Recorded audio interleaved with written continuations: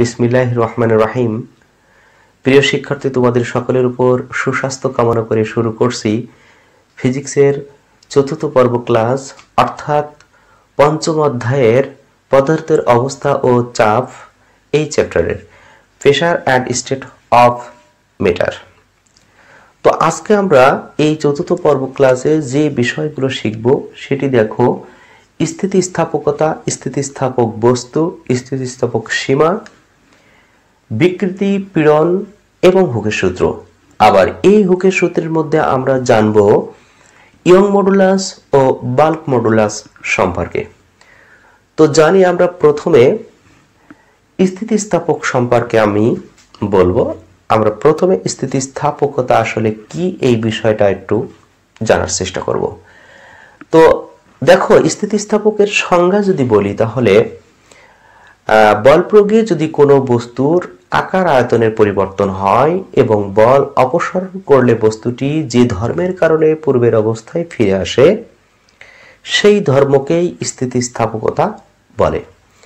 এই স্থিতিস্থাপকতা আমরা জানব। দেখো, স্থিতিস্থাপকতা এই বিষয়টা আসলে কি সেটা আমি ক্লিয়ার করব। তো এখানে সংজ্ঞাটা বলা হয়েছে যে বল প্রয়োগে যদি কোনো বস্তুর আকার আয়তনের পরিবর্তন হয় এবং বল অপসারণ করলে বস্তুটি যে ধর্মের কারণে পূর্বের অবস্থায় ফিরে আসে সেই ধর্মটাই হলো স্থিতিস্থাপকতা। আমি একটু উদাহরণ দিই। দেখো, একটা স্প্রিংকে তুমি যদি এভাবে টেনে লম্বা করো, তার মানে ওই স্প্রিং এর উপরে তুমি বল প্রয়োগ করেছো, বল প্রয়োগ করে সেটাকে চেঞ্জ করে ফেলেছো। ছিল একটা আকৃতিতে ছিল, তার উপর বল প্রয়োগে যদি তুমি তার আকার আকৃতি চেঞ্জ করে ফেলো। দেখো, আমি স্প্রিংটার উপর বল প্রয়োগ করেছি, তার মানে কি তার আকার আকৃতি চেঞ্জ হয়ে গেছে। তাহলে বল প্রয়োগে যদি কোনো বস্তুর আকার আয়তনের পরিবর্তন হয় এবং এভাবে মনে করো বস্তুটাকে তুমি স্প্রিং বা একটা রাবার চিন্তা করতে পারো। একটা রাবারের উদাহরণ দিলেই সবচেয়ে সহজ হবে। একটা রাবারকে তুমি যদি টেনে এভাবে লম্বা করো এবং এই যে তুমি টানছো, তার মানে তুমি তার উপর একটা বল প্রয়োগ করছো। এখন এই বলটা যদি অপসারণ করি, তার মানে এই স্প্রিং বা এই রাবারের উপর আর তুমি বল প্রয়োগ করছো না, তাহলে এই স্প্রিং বা এই রাবারটি আবার পূর্বের অবস্থায় ফিরে আসবে। তো যে কারণে ফিরে আসছে সেই কারণকেই স্থিতিস্থাপকতা বলে। তাহলে সংজ্ঞাটা স্পষ্ট আমি বলবো যে কোনো বস্তুর উপরে বল প্রয়োগে যদি ওই বস্তুর আকার আকৃতির পরিবর্তন হয় এবং বল অপসারণ করলে যদি বস্তুটি আবার সেই পূর্বের অবস্থায় ফিরে আসে, যে ধর্মের কারণে পূর্বের অবস্থায় ফিরে আসলো সেই ধর্মটাই হলো স্থিতিস্থাপকতা বা ইলাস্টিসিটি। তাহলে স্থিতিস্থাপক এই ধর্ম কিন্তু সব পদার্থের মধ্যে আবার নেই। এরপরে দেখো যে বিষয়টি আছে যে স্থিতিস্থাপক বস্তু, আসলে স্থিতিস্থাপক ধর্ম যে সকল বস্তুর মধ্যে আছে সেই সকল বস্তুকে আমরা স্থিতিস্থাপক বস্তু বলি। তাহলে স্থিতিস্থাপকতা হলো ওই বস্তুর ধর্ম, আর স্থিতিস্থাপক বস্তু মানে এই স্থিতিস্থাপক যে ধর্মের মধ্যে বিদ্যমান, যে সকল পদার্থের মধ্যে বিদ্যমান সেই সকল পদার্থকেই বলা হয় স্থিতিস্থাপক বস্তু। তাহলে স্থিতিস্থাপক বস্তু কাকে বলে এই সংজ্ঞাটি আমরা বলবো যে যে সকল বস্তুর মধ্যে স্থিতিস্থাপক ধর্ম বিদ্যমান আছে সেই সকল বস্তুকে স্থিতিস্থাপক বস্তু বলে। আসলে কিন্তু সকল পদার্থের মধ্যে স্থিতিস্থাপক ধর্ম নেই। যেমন আমরা যদি উদাহরণ দিই যে একটা স্প্রিং, মনে করো একটা স্প্রিং ইস্পাতের তৈরি, ইস্পাত বা লোহার তৈরি যদি একটা স্প্রিং হয়, এই স্প্রিংটাকে আমি টেনে লম্বা করলাম, ছেড়ে দিলে সেটি কিন্তু আবার পূর্বের অবস্থায় সংকুচিত হবে। তার মানে স্প্রিং এর মধ্যে এই স্থিতিস্থাপক ধর্মটা আছে। তাই এই যে ইস্পাতের তৈরি যে স্প্রিং, এই স্প্রিংটাকে আমরা স্থিতিস্থাপক বস্তু বলতে পারি। কিন্তু এমন কিছু কিছু পদার্থ আছে যেটা কিন্তু পূর্বের অবস্থায় ফিরে আসে না। তুমি টেনে লম্বা করছো, বল অপসারণ করলে সেই বস্তুটি আবার পূর্বের অবস্থায় কিন্তু ফিরে আসবে না। এই ধরনের বস্তুর মধ্যে স্থিতিস্থাপক ধর্ম নেই। যেমন উদাহরণ যদি দেওয়া হয় তাহলে বলা যায় যে একটা এই যে অ্যালুমিনিয়ামের, আমরা যে হাঁড়ি পাতিল ব্যবহার করি অ্যালুমিনিয়ামের তৈরি, এই অ্যালুমিনিয়াম ধাতু কিন্তু নরম ধাতু। অ্যালুমিনিয়াম বা রাবারের যদি চিন্তা করো, এই যে অ্যালুমিনিয়াম দিয়ে যদি আমরা একটা স্প্রিং তৈরি করি অ্যালুমিনিয়াম, তাহলে এই স্প্রিংটাকে টেনে তুমি যদি লম্বা করো, অ্যালুমিনিয়াম হতে পারে, আবার সীসা জাতীয় যে সমস্ত পদার্থগুলো আছে, এই সমস্ত পদার্থ এই নরম ধাতু বা নরম এই পদার্থ দিয়ে যদি আমরা কোনো স্প্রিং তৈরি করি এবং সেটাকে যদি টেনে লম্বা করি, কিন্তু বল অপসারণ করলে এই ধরনের পদার্থ আর পূর্বের অবস্থায় ফিরে আসবে না। তার মানে কিন্তু এটা স্থিতিস্থাপক বস্তু আমরা বলতে পারবো না। তাহলে স্থিতিস্থাপক বস্তু হলো সেই সমস্ত বস্তু যার মধ্যে স্থিতিস্থাপক ধর্ম আছে, সেই সকল বস্তুকেই কিন্তু স্থিতিস্থাপক বস্তু বলে। এরপরে আমরা শিখব স্থিতিস্থাপক সীমা। স্থিতিস্থাপক সীমা বলতে কি, দেখো একটা রাবার যদি আমি টেনে এভাবে লম্বা করি, তাহলে এখানে টেনে লম্বা করছি, একটা লিমিট আছে যে আমি এই পর্যন্ত বল দিচ্ছি, রাবারটি আবার পূর্বের অবস্থায় ফিরে আসছে। কিন্তু আমি যে বলটা দিয়েছি এর থেকে যদি আরেকটু বেশি বল প্রয়োগ করি তাহলে রাবারটা কিন্তু ছিঁড়ে যাবে। তাহলে সংজ্ঞাটা বলবো যে সর্বাপেক্ষা বেশি যে বল প্রয়োগ করে বল অপসারণ করলে বস্তুটি আবার পূর্বের অবস্থায় ফিরে আসে, সেই সর্বাপেক্ষা বলটাই হবে, সেই সর্বাপেক্ষা বলের সীমাটাই হবে কিন্তু স্থিতিস্থাপক সীমা। তাহলে স্থিতিস্থাপক সীমাটা কি, আরেকবার সংজ্ঞাটা আমি বলি, সর্বাপেক্ষা বেশি যে বল প্রয়োগ করলে বল অপসারণ করলে বস্তুটি আবার পূর্বের অবস্থায় ফিরে আসে, সেই সর্বোচ্চ সীমাকে বলা হয় স্থিতিস্থাপক সীমা। তাহলে স্থিতিস্থাপক সীমা বলতে কি বোঝায় সেটা বুঝতে পেরেছো, অর্থাৎ ইলাস্টিসিটি লিমিট কিন্তু এটা। এরপরে আসবো আমরা বিকৃতি।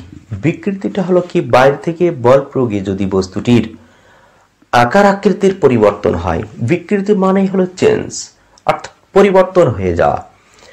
বাইরে থেকে বল প্রয়োগ করে যদি বস্তুর আকার আকৃতির পরিবর্তন হয়, এই পরিবর্তনটাই হলো বিকৃতি। তাহলে সংজ্ঞাটি আমরা স্পষ্টভাবে এভাবে বলতে পারি যে বাইরে থেকে বা বাহ্যিক কোনো বল প্রয়োগে যদি বস্তুর আকার আকৃতির আপেক্ষিক পরিবর্তন হয় তাহলে সেটা হবে বিকৃতি। অথবা সংজ্ঞা এটাও বলা যায় যে একক মাত্রায় বস্তুর যে পরিবর্তন হয় সেটা হলো বিকৃতি। এই বিকৃতি সম্পর্কে আমি একটু বলি, দেখো বিকৃতি সম্পর্কে বলা যায়, বিকৃতি এটা হলো কি, যে একটা বস্তু মনে করো এরকম একটা দণ্ডাকৃতির বস্তু আছে, এর দৈর্ঘ্য আমি প্রাথমিক অবস্থায় ধরলাম L0 প্রাথমিক দৈর্ঘ্য। এখন এই বস্তুটার উপর যদি আমরা এই বস্তুটার উপরে এর নিচেই মনে করো কোন একটা ভারী বস্তু এর নিচেই ঝুলিয়ে দিচ্ছি, তাহলে কিন্তু এই বস্তুটি নিশ্চয় একটু বড় হয়ে যাবে। এখানে মনে করো আমরা একটা ভারী কোনো বস্তু এখানে ঝুলিয়ে দিচ্ছি, এটা একটা ভারী বস্তু। তাহলে দেখো একটু খেয়াল করে যে এই বস্তুটার আদি অবস্থায় দৈর্ঘ্য ছিল L0, পরে এটা একটু বড় হয়ে গেছে এবং এই পর্যন্ত দৈর্ঘ্য হয়ে গেল L। তাহলে কিন্তু দৈর্ঘ্যের যে পরিবর্তন হলো, এখানে যে পরিবর্তনটা হয় সেটা আমরা কিন্তু বলবো L মাইনাস L0, অর্থাৎ শেষ দৈর্ঘ্য মাইনাস আদি দৈর্ঘ্য, L মাইনাস L0। তাহলে এখানে আমরা যে পরিবর্তনটা পেলাম সেটা হচ্ছে L মাইনাস L0 একক মাত্রায়। এখন সংজ্ঞায় কিন্তু এখানে বলা হয়েছে যে একক মাত্রায় কোনো বস্তুর যে পরিবর্তন হয় সেটা হলো বিকৃতি। তাহলে এখানে বলা যায়, দেখো আদি অবস্থা কিন্তু L0 ছিল, L0 থেকেই তো পরিবর্তন হয়েছে এইটা। তাহলে আমরা এভাবে লিখব যে L0 হতে পরিবর্তন হয়, পরিবর্তন, আচ্ছা এখানে আমি লিখি, এই লাইনটা আমি এইখানে লিখি, এল নট হতে মানে এল নট দৈর্ঘ্য হতে পরিবর্তন হয়, পরিবর্তন হয় কোনটা, এল মাইনাস এল নট। তাহলে এখন যদি বলি একক মাত্রায়, একক মাত্রা হতে পরিবর্তন হবে, তাহলে L minus L nought by L nought. তাহলে একক মাত্রায় যে পরিবর্তনটা হবে সেটাই হলো বিকৃতি। অতএব এখানে আমরা বিকৃতি লিখতে পারি, বিকৃতি এটা সমান L minus L nought by L nought. এইটা কিন্তু আমরা বিকৃতির সমীকরণ পেলাম।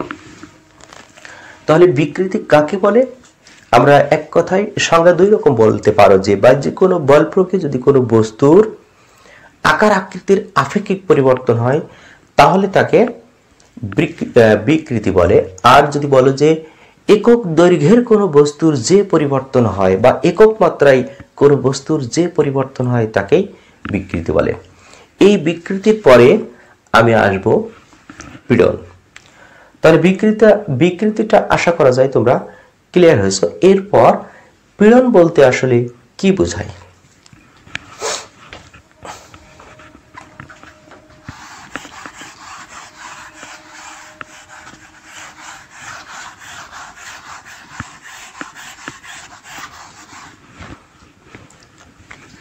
এরপরে আসবো দেখো পীড়ন। পীড়ন সম্পর্কে একটু বল। পীড়ন হলো বাহ্যিক বল প্রয়োগে যদি বস্তুর বিকৃতির পরিবর্তন হয় স্থিতিস্থাপকতার দরুন এই বস্তুর মধ্যে যে প্রতিরোধকারী বলের উদ্ভব হয় তাকেই পীড়ন বলে।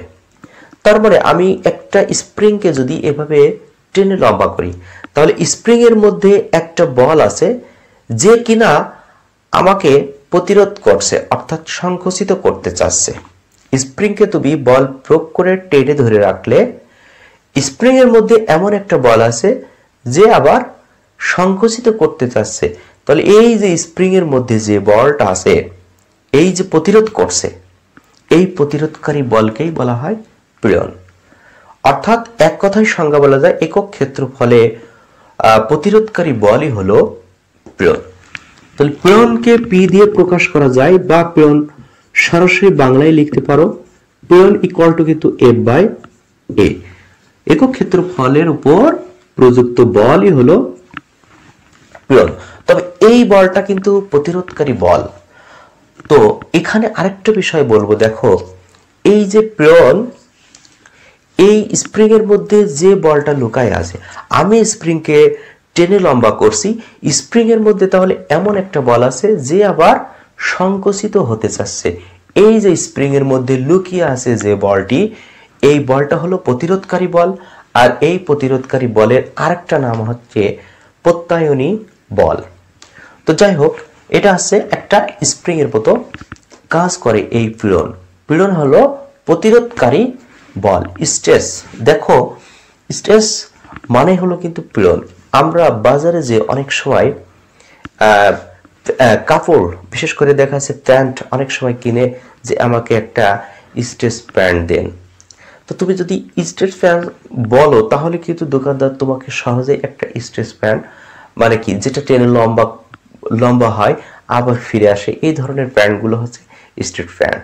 তো আমরা যদি এখন দোকানে যে যদি বলি যে একটা পীড়ন প্যান্ট দেন, পীড়ন প্যান্ট দেন, তাহলে কি দোকানদার বুঝতে পারবে?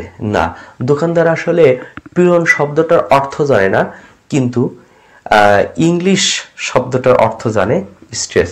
তো যাই হোক, এই পীড়ন হলো এফ বাই এ, এটা হচ্ছে প্রতিরোধকারী বল। তো এরপরে আমরা আসব, বিকৃতি গেল, পীড়ন গেল, এবার আমরা আসব হুকের সূত্র। তো হুকের সূত্রটি দেখো, হুকের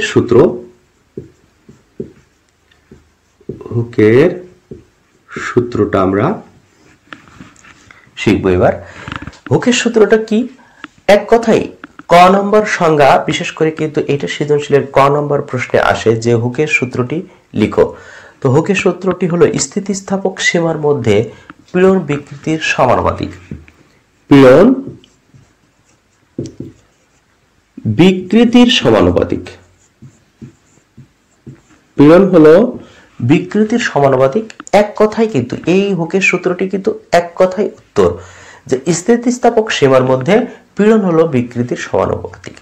তবে হ্যাঁ, এই যে হুকের যে সূত্রটা অ্যাপ্লাই হবে কিন্তু ওই স্থিতিস্থাপক যে বস্তুগুলোর মধ্যে আছে এই বস্তুর ক্ষেত্রে কিন্তু স্প্রিং হুকের এই সূত্রটি প্রযোজ্য।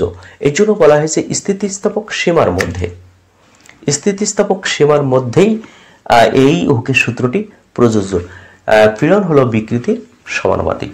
এখন দেখো আমরা লিখতে পারি যে পীড়ন বিকৃতির সমানুপাতিক। তাহলে এখানে একটা সমানুপাতিক, এই সমানুপাতিকটা যদি উঠে যায় তাহলে কিন্তু এখানে আমরা একটা ধ্রুবক লিখতে পারি, যে ধ্রুবকটিকে বলা হয় কিন্তু যে ধ্রুবকটাকে ওয়াই অক্ষ দিয়ে প্রকাশ করা হয়, এবং এই ধ্রুবকটা আমি এখানে লিখে রাখি আগে বিকৃতি। একটু লক্ষ্য করো, এটা হলো ধ্রুবক, এই ধ্রুবকটারই নাম হলো ইয়ং মডুলাস বা ইয়ং গুণাঙ্ক বলা যায়, ইয়ংস মডুলাস। এখন দেখো এই যে পীড়ন এবং বিকৃতি আমরা এইভাবে পাশাপাশি আনতে পারি, পীড়ন বাই বিকৃতি সমান ওয়াই। তাহলে এইটা আমরা এভাবে রাখতে পারি যে পীড়ন এবং বিকৃতির অনুপাতে কিন্তু একটা ধ্রুবক, যে ধ্রুবকটাকে কিন্তু ইয়ং মডুলাস বা শুধু ধ্রুবক বলতে পারি। তো যাই হোক, হুকের সূত্রটা আমার মনে হয় বুঝতে পেরেছো। এরপরে আমরা হুকের সূত্রের মধ্যে যে ইয়ং মডুলাস এবং বাল্ক মডুলাসটা হয় সেটা আমরা একটু শিখবো। দেখো এখানে দেখো আমরা যে একটু আগে যে চিত্রটি আঁকালাম যে একটা বস্তুর প্রাথমিক অবস্থায় দৈর্ঘ্য হলো এল নট, এই বস্তুর উপর যখন আমরা কোনো ভারী কোনো বস্তু ঝুলিয়ে দেব তখন এইটা মনে করো লম্বা হয়ে গেল এবং এর দৈর্ঘ্য হলো এল। তাহলে এখানে আমরা যে বিকৃতিটা পেয়েছিলাম সেটা হলো কি L minus L nought by L nought, দৈর্ঘ্যের পরিবর্তন বাই আদি দৈর্ঘ্য। এখন দেখো আমরা যখন লিখব পীড়ন সমানুপাতিক কি লিখছি? বিকৃতি। বিকৃতি। এখন পীড়নকে কিন্তু এফ বাই এ লেখা যায়। আমি কিন্তু আগেই বলেছি যে পীড়ন কাকে বলে? ওই যে একক ক্ষেত্রফলের উপর প্রযুক্ত উদ্ভূত বলকে প্রতিরোধকারী যে বলটা সেটা হলো পীড়ন। তাহলে পীড়নের জায়গায় আমরা এফ বাই এ লিখতে পারি। এরপরে সমানুপাতিক দেখো এই বিকৃতির জায়গায় লেখা যায় L minus L nought by L nought. এখন এখানে এই সমানুপাতিকটা উঠে যদি যায়, এই সমানুপাতিক উঠে গেলে এখানে যে ধ্রুবকটা হয় সেটা হলো ইয়ং মডুলাস। এরপর দেখো এল এল নট বাই এল নট। এখন এখানে কিন্তু এটাও লিখতে পারো যে এফ বাই এ, এটা কিন্তু পীড়ন আর ওয়াই থাকবে এখানে দেখো এল মাইনাস এল নট, এটা কিন্তু দৈর্ঘ্যের পরিবর্তন। দৈর্ঘ্যের পরিবর্তনটাকে আমরা বলতে পারি ডেল এল। এই ডেল এল মানে কিন্তু এল মাইনাস এল নট। তাহলে এই জায়গায় আমরা কিন্তু ডেল এল এই কথাটা লিখতে পারি আর এখানে এল নট থাকবে। তাহলে এখানে কিন্তু যেটা পেয়েছি সেটা হলো ইয়ংস মডুলাস। ইয়ংস মডুলাস, এটা হলো ইয়ং মডুলাস। এখন এই সমীকরণটাকে আমরা এভাবে আবার লিখতে পারি, শুধু যদি ওয়াই মান চিন্তা করি অর্থাৎ ইয়ং মডুলাস, তাহলে ওয়াই ইকুয়াল টু হবে এফ এল নট বাই দেখো ডেল এল গুণ এ। আমরা এই সমীকরণটা লিখতে পারি। এখন ইয়ং মডুলাসের একক যদি চিন্তা করো তাহলে দেখো এখানে আমরা তাহলে এখানে ইয়ং মডুলাসের যে সমীকরণটি পেলাম y, এটা হলো y ইকুয়াল টু আমরা কি পেয়েছি f l naught by del l গুণ a।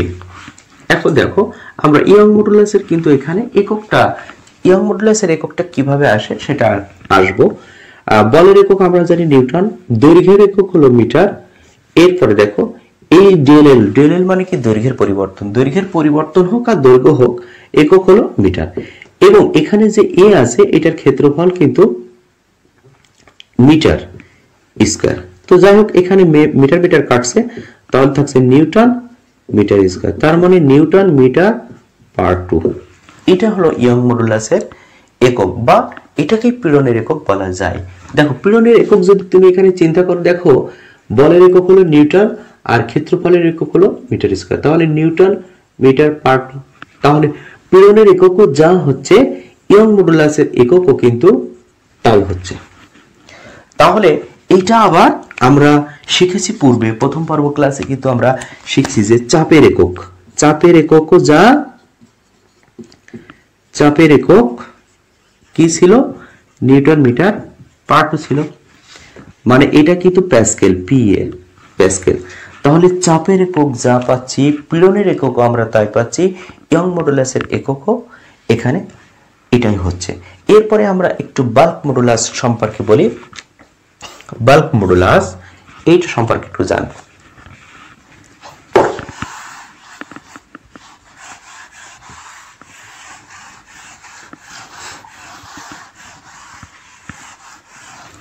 দেখো এই বাল্ক মডুলাসটা ব্যবহার হবে কিন্তু গ্যাসীয় পদার্থের ক্ষেত্রে। এখানে দেখো আমরা চিন্তা করলাম যে একটা পাত্রে এই পর্যন্ত মনে করো পাত্রের মধ্যে বা একটা সিলিন্ডারের মধ্যে গ্যাস আছে। এখন এটা তাহলে কি আছে গ্যাস, এই সিলিন্ডারের মধ্যে মনে করো গ্যাস আছে। এর উপরে যদি এখন আমি বল প্রয়োগ করে এটাকে সংকুচিত করি, তাহলে এই পাত্রটার আবার চিন্তা করো এইভাবে। দেখো এখানে আমরা বল দিয়েছি, বল প্রয়োগ করলে এর আয়তনটা একটু সংকুচিত হয়ে গেছে। তা প্রাথমিক অবস্থায় আমরা এই গ্যাসীয় পদার্থের আয়তনটা আমরা v0 ধরলাম সেই দৈর্ঘ্যের মতো। এখন এইটা যে সংকুচিত হয়ে গেছে সেটা আমরা ধরলাম v। তাহলে এখানে আয়তনের কি পরিবর্তন হচ্ছে, দেখো আয়তনের পরিবর্তন v মাইনাস v0। আমরা পরিবর্তন বলতে বুঝবো যে শেষ আয়তন মাইনাস আদি আয়তন। দৈর্ঘ্যের ক্ষেত্রে আমরা চিন্তা করব শেষ দৈর্ঘ্য মাইনাস আদি দৈর্ঘ্য। পরিবর্তন মানেই হলো শেষেরটা মাইনাস আদিটা। এখন এখানে যদি বিকৃতির চিন্তা করো তাহলে বিকৃতিটা কি হবে, দেখো আমরা আগে যেমন শিখছি v minus v0 by v0। আগে ছিল কি দৈর্ঘ্যের ক্ষেত্রে আমরা পেয়েছিলাম কিন্তু l minus l naught by l naught, এটা কিন্তু আমরা দৈর্ঘ্যের ক্ষেত্রে শিখছি। তাহলে এই ক্ষেত্রে গ্যাসীয় পদার্থের জন্য আমরা জানলাম যে একটা সিলিন্ডারে গ্যাস আছে, প্রাথমিক অবস্থায় আয়তন হলো v0 এবং পরে এর উপর বল প্রয়োগ করে এই সিলিন্ডারের উপর বল প্রয়োগ করে গ্যাসীয় পদার্থটাকে সংকোচন করা হয়েছে, মানে আয়তনটাকে ছোট করে ফেলা হয়েছে এবং শেষে আয়তন হলো কত v। তাহলে এখানে যে পরিবর্তনটা হবে v মাইনাস v0, এখানে আয়তনটা কিন্তু মাইনাসে আসবে কেননা v0টা দেখো বড় এবং এটা ছোট, তাহলে অবশ্যই এখানে একটা মাইনাস ফিগার আসবে। তো যাই হোক, তাহলে এখানে আমরা লিখব যে পীড়ন সমানুপাতিক বিকৃতি, পীড়ন বিকৃতি সমানুপাতিক। তো যাই হোক, আমরা যে ইয়ং মডুলাস এবং বাল্ক মডুলাসটা বের করব আসলে কিন্তু আমরা হুকের সূত্র থেকে আসছি। এই জন্য দেখো এখানে হুকের সূত্র থেকে আমরা ইয়ং মডুলাস এবং বাল্ক মডুলাসটা পাবো কিভাবে। তো পীড়নের ক্ষেত্রে পীড়নকে কিন্তু আমরা এই যে পীড়ন ইকুয়াল টু কি লিখছি p বাই a, পীড়নকে p অক্ষর দিয়ে প্রকাশ করা যায়, প্রেরণ F/A। তাহলে এই প্রেরণকে যদি আমি পি অক্ষর দিয়ে লিখি, এখন দেখো এখানে যে সমানুপাতিক আছে দিলাম, বিকৃতির জায়গায় আমরা লিখব V0/V0। এখন এই সমানুপাতিক উঠে গেলে কি হবে দেখো, আগে যেমন আমরা দৈর্ঘ্যের ক্ষেত্রে সমানুপাতিক উঠায়ে ওখানে ইয়ং মডুলাস ওয়াই লিখছিলাম, এখন কিন্তু যেহেতু আয়তনের ক্ষেত্রে এখানে বি অক্ষর লিখতে হবে বাল্ক মডুলাস। এই বাল্ক মডুলাস মানে কিন্তু আয়তনীয় গুণাঙ্ক বলা হয়। তাহলে V-V0/V0, তাহলে এটাকেই আসলে বলা হয় বাল্ক মডুলাস।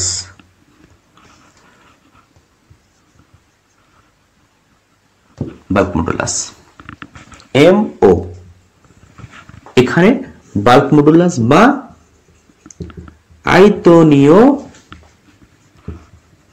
গুণাঙ্ক বলা হয়। তাহলে আমরা হুকের সূত্র থেকে ইয়ং মডুলাস এবং বাল্ক মডুলাস সম্পর্কে জানতে পারলাম। এখন যদি বলে বাল্ক মডুলাসের একক কি, বাল্ক মডুলাসের এককটা যদি বের করতে হয় তাহলে এখানে আমি একটু দেখাই দিই। দেখো